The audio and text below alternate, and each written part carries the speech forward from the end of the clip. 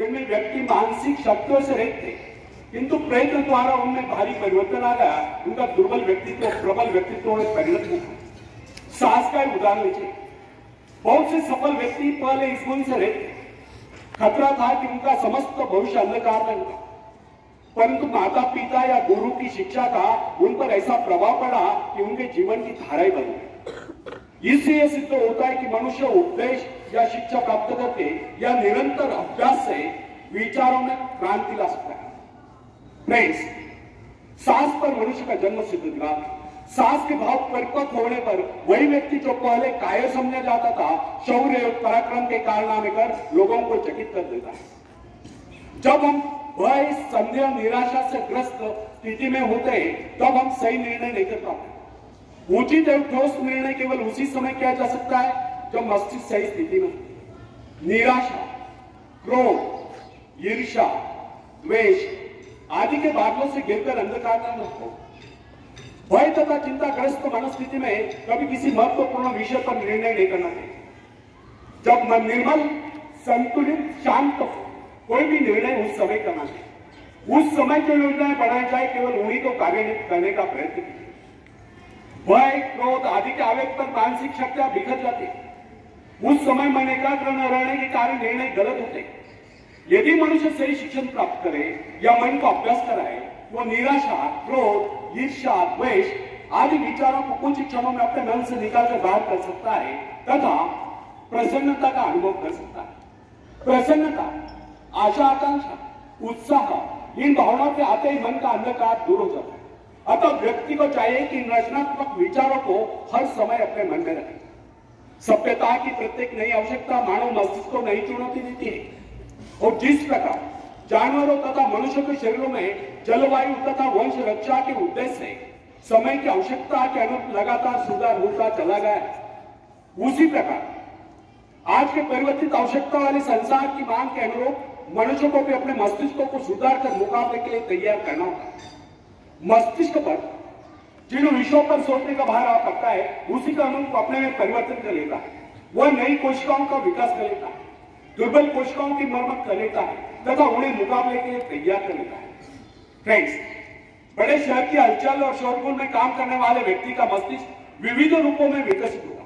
वह शीघ्र सोचेगा, तेजी से गति करेगा, संकलित विविध कार्यों में द्रुत गति से चेष्टा करेगा।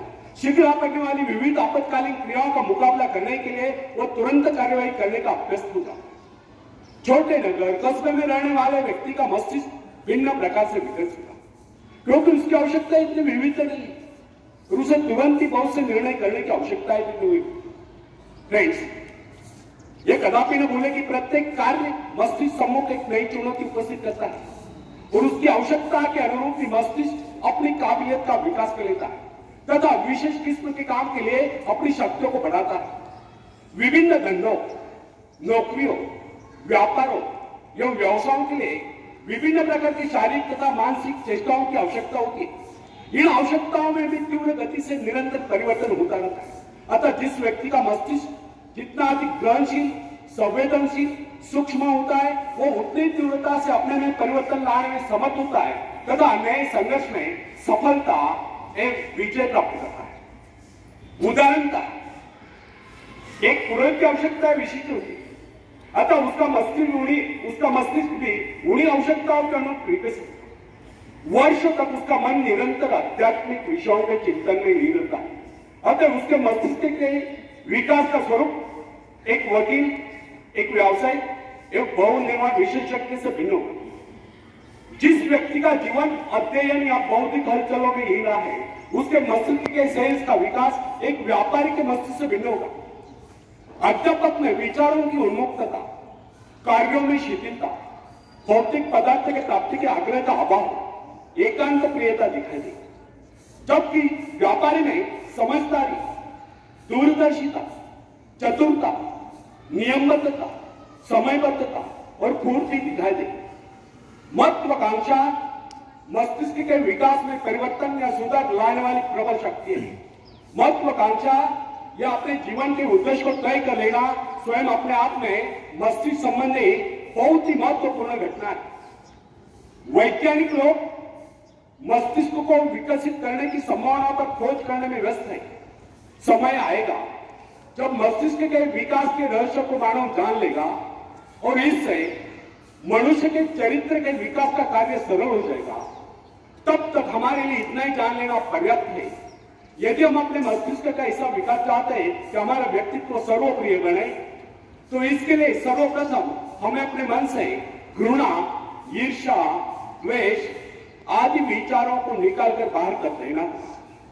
जब यह अवगुण हमारे भीतर नहीं होंगे, तब हम हर क्षेत्र में अपने पांव जमा सकते हैं, दुनिया जहां से सहयोग ले सकते हैं तथा सफलता की ऊंचाइयों को छू सकते हैं।